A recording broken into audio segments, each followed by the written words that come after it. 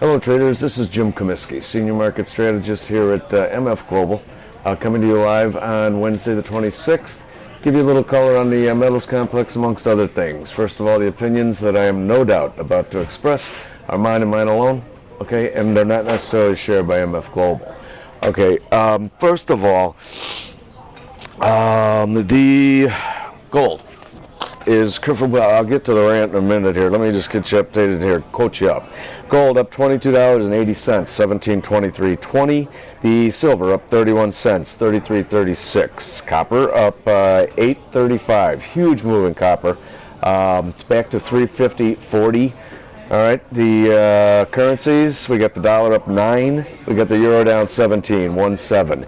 All right, as I was coming over here, the Bubble Builder Network actually had a headline, flash headline, that there is talk that the EFSF, the European Stability Fund, Financial Stability Fund, is going to be increased 4 times to $1 trillion. Now, in terms of how much money they're actually going to commit, probably be in the order of, I don't know, $100. No, I'm being facetious here, but it is leveraged, okay? So whatever number you hear, there isn't actually, and by the way, whatever gentleman, I'm sorry, I didn't take note of your name when I came over here, emailed me, I believe your name was Paul, what $1 trillion looks like. How you could go at, what, 6,000 miles north or something with $1 bills. How many trucks, 18-wheelers it takes to carry $1 trillion. Really cool video clip. Okay, first of all right, now I'm just going to go to this, okay? And you know what? I'm sure that you're all hearing about MF stock, and I'm sure that legal now, when they hear this, they're going to freak out. I'm not really going to address what's going on in corporate la-la land. I don't really care. Straight up, I don't care what happens to our common. I do care. They've jammed a lot of it down my throat, but that's between me and management. All right. Question here. Any idea why MF's credit rating was cut today and your own stock plummeted 50%? Okay. I started in the biz in '83 with Drexel, Burnham, and Lambert. That was a long time ago. But along came Ivan Boesky and Michael Milken. Okay, what does Drexel do? They blow up. Okay, a couple of years later, I reland. Well, I'll go to E.F. Hutton. E.F. Hutton gets bought out by Shearson. Christmas time, 12,000 people laid off. Thank you very much. I was with Gelderman, and Gelderman ConAgra was funding us. They pulled the plug after 10 years running my IB. Okay. Oh well, you move on. You live. Creditly an A around 2000, a little earlier, about 1998. They decided to pull out of the futures biz. Okay, whatever. You move on. You find another opportunity. If you're watching this, you know I'm passionate about the markets, and the odds are you are as well. MF is MF. If you own the stock, you got issues, okay? Yeah, I got issues that way. But as far as I'm concerned, MF is some nebulous entity out east. I don't care, okay? I'll just go to another shop or something. I don't know. But so let's just put this page. In this forum here, I've been asked basically to ask you guys not to get in all little fights and ask for comments on MF, because again, I think it's the 4th time I've said this in the last 3 minutes. I don't care. Okay, enough said? Let's move on. Oh, there was a 5-year note auction today. All right, I won't bore you with the details. Okay, but this is probably the last auction, okay, that the U.S. will conduct while our debt to GDP ratio is still under 100%. 100%. Okay. All right, our total debt. The Treasury sold $35 billion in twos today. All right, bringing total U.S. debt to $15.01 trillion. My God. Just think of the debt we filed out in the last 3 years, 2.5 years. It was $1 trillion. That was bad. In like what, 06, 07? $1 trillion, one. Okay, so our debt to GDP ratio now stands at 99.99%. Bear in mind, we do have a GDP release tomorrow, so it could be different. But we're basically at 100% debt to GDP. This is not good. Next up. All right, to summarize, this is already dated. Zero Hedge has a good story. Tyler Durden posted it. Open Europe summarizes what to expect from today's European summit. Well, we're already getting the headlines. It's already come and gone, and I guarantee you that the euro is chopping around real good, hence the greenback, hence the metals. Okay, I'll say it before. Again, I've said it before, and I will say it again. Just keep buying the PMs, just keep stacking them up. Again, just look at your own financial situation. Just don't commit 100%, obviously, but I'm buying gold on weakness. I'm buying silver on weakness. I am a little bit more hesitant to be buying silver at these levels, however.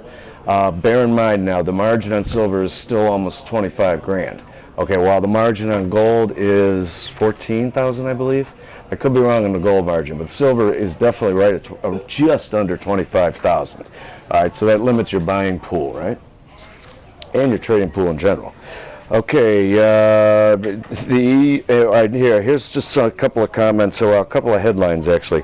EU official says bank heads won't be at the summit table. By the way, they're doing this over dinner. Okay, so whatever, sponging the taxpayer every chance they get. EU official says bank heads won't be at summit table for dinner. So in other words, the banks that are being asked to take anywhere from a 21 to 60% haircut on their bad debts or bad loans aren't going to be at the table. So they're not going to agree to anything.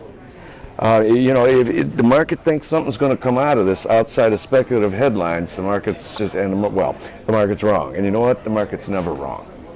EU leaders may frame agenda for more bank talks on bondholder losses in the second bailout package for Greece. Okay, so they're having a meeting to decide when to have the next meeting is what that boils down to. Greek debt swap could take several weeks. So nothing's coming out of this. I mean, we've been waiting since, early September for something? Actually, it's been more like a couple of years if you think about it. All right, here. This is, all right, now, Phoenix Capital posted this on Zero Hedge. Okay, Germany's already printing money, Deutschmarks. Now, this is a really good example of why you just can't believe everything you see, no matter where you see it. Okay? Straight up. A very good friend and customer of mine, thank you, Bernard Huber, basically said he had heard this rumor. He happens to be a German.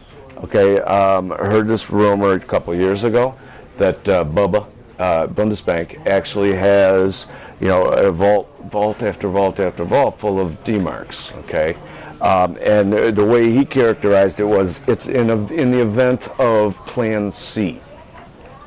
So in other words, the Germans are basically are prepared for the eventual collapse, perhaps inevitable collapse of the EU. All right, but so here, I'll just read you this, and it just has to be false. Okay, but it could be an event that's already occurred, and now it's being talked about like it's happening now. Germany printing Deutschmarks. All right. All right, again, Phoenix Capital Research, shout out here. One who is talking about Germany printing D-marks is Dr. Pippa Malmgren, a former economic advisor to George W. Bush and a former advisor to Deutsche Bank. According to Malmgren, Germany has already ordered the printing of Deutschmarks in anticipation of a possible withdrawal from the EU. She goes on to state, the social contract between Germany's citizens and its leaders preclude debt monetization given their history.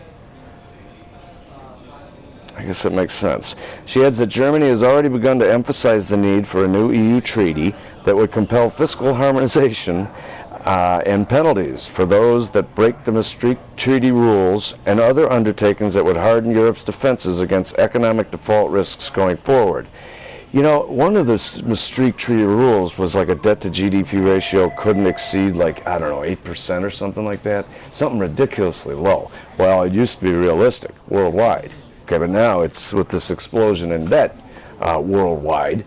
8%. Come on now, that'd be like a dream. All right, if this is true and Malmgren is correct about Bubba printing Deutschmarks, then the euro will absolutely implode. Well, of course it will absolutely implode. But the way this headline is written is very deceptive. Okay? Already printing money, Deutschmarks. No, come on now. In my humble opinion, I disagree. I think it's based on something like Bernard told me about, something that potentially could have occurred a couple of years ago. Germans being Germans, they're prepared for anything. Okay.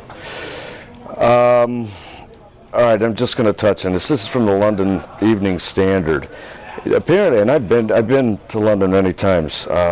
St. Paul's, absolutely beautiful cathedral, designed by Christopher Wren in like the 1600s or something like that. But these Occupy Wall Street people, I guess they're surrounding St. Paul's. The church, the cathedral, has had to close to visitors and worshipers for the past couple days, costing the St. Paul's canon up to £20,000 a day in income. Now that's not right, guys. By the way, they're getting kind of feisty downstairs. A buddy of mine just had a 2-minute phone clip of they're starting to go back and forth with some cops, I guess. All right, read you two more. Address a couple headlines and I'll let you go, okay? China shows interest in sponsoring EU bailouts, okay? This is from the EU Observer, okay? China is looking, in fact, I came across the tapes this morning that the CEO, and I didn't know this, but there is a CEO of the EFSF. I guess someone would have to be in charge, but they're just, throughout this whole thing, it never seems like there's anybody in charge. I think that's one of the reasons why you have the volatility that you do. But he apparently, the CEO of the EFSF is traveling to China. All right, now China already holds 650 billion in Eurozone bonds.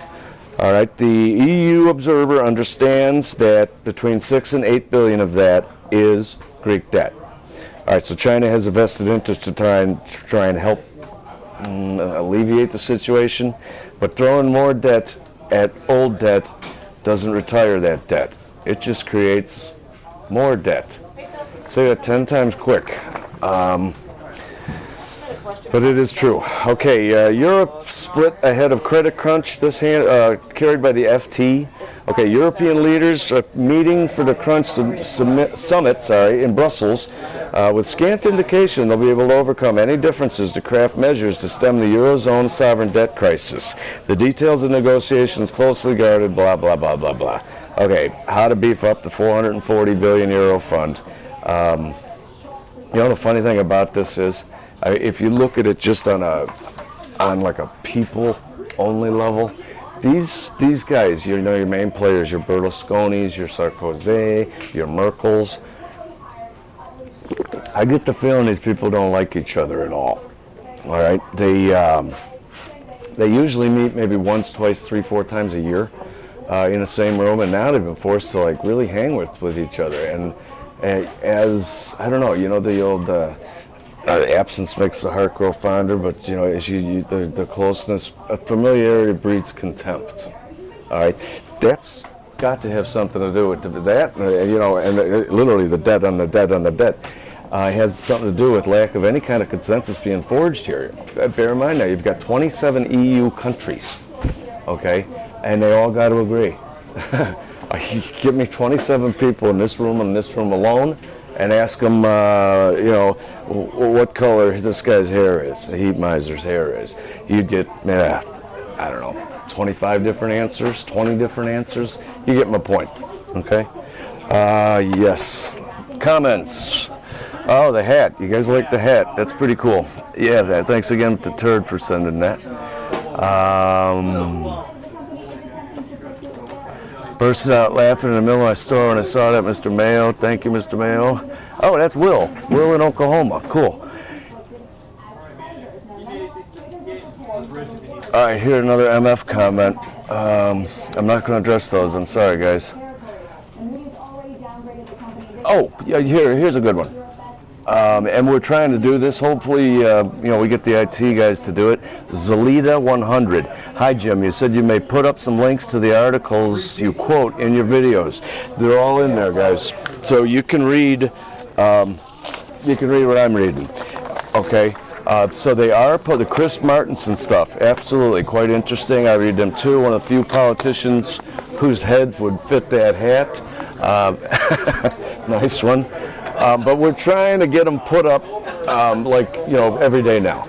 Okay, so that I don't got to read this stuff word for word, and you can. All right. By the way, that harkens back to a point. Now, I was some guy was dissing me a little while back, saying, people can read all the stuff that they want on their own. What do they need you to read this stuff for? Well, what I like to do, okay, is there's so much noise out there. Okay, let's face it, we're in an information age, and it's noise, and it can be confusing and cause you to lose focus. What I endeavor to do here is bring some of the, in my humble opinion, top market-moving stories and events, okay, and focus on those, and forget about everything else, okay, because it's just noise. By the way, someone tells CNBC no one cares about Michael Jackson's doctor. Seriously, I don't care about Michael Jackson's doctor, so you don't got to break in and tell us about him. Thank you. Anyways, if you want to leave comments, please feel free to do so. I do enjoy the two-way interaction there. Or if you'd like to email me, please feel free to do so. My email address is just the letter J, COMISKEY at mfglobal.com.